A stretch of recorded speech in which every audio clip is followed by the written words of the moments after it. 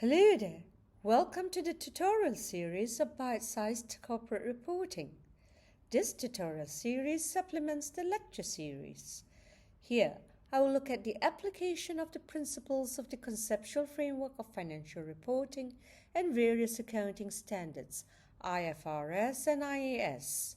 I will start by looking at what I consider exam essentials.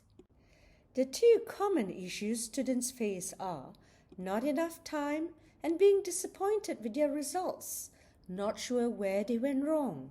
I personally believe having the right technique will help in ensuring good grades. Exam technique is not just what you do during the exam, but equally important is how you prepare for the exam. Those who get good grades walk into the exam hall well prepared. Without a doubt, you need the relevant knowledge. We are talking about corporate reporting. Somehow, I don't think you could walk into the exam hall, try to wing it, and hope to pass. At this level, it's not about your ability to memorize, but your understanding of the relevant principles.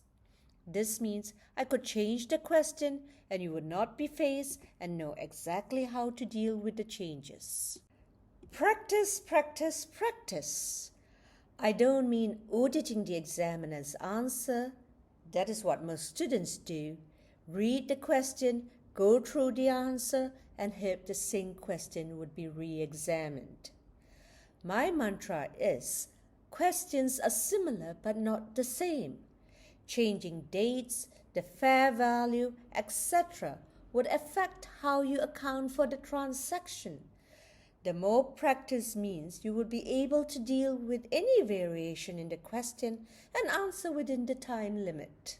Simply put, a good understanding of the underlying principles and sufficient practice would translate to mean you are well prepared.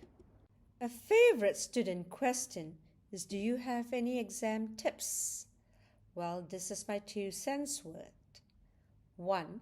I always look at the question and answer as a two-way communication. The question is the examiner communicating with you, and the answer is you responding to information provided in the question. 2. Start by reading the question requirement. Your answer is a response to the examiner's question and not what you want the question to be. When students say, I wrote so much but not sure why I failed, more likely than not, it is you have not answered to exam requirement. Reminder, at this level, it's depth, not breadth, and thus the question is testing a particular area of a standard and not the whole standard. Therefore, writing everything you know is not answering the question, and most importantly, you have not dealt with the issues in the question. This brings us to the next important tip, identifying the issues. The more you practice answering questions, the better you become. Read the question line by line. After all, as I mentioned earlier, the question is the examiner communicating with you. Plan your answer. Identify the relevant standard. Focus on the issues in the question. Do not regurgitate, but apply the relevant underlying principles. A question students ask is, how much should I include in my answer? Look at the mark allocation. It is an indicator of how much you should include in your answer and the time you should spend on a question. 4.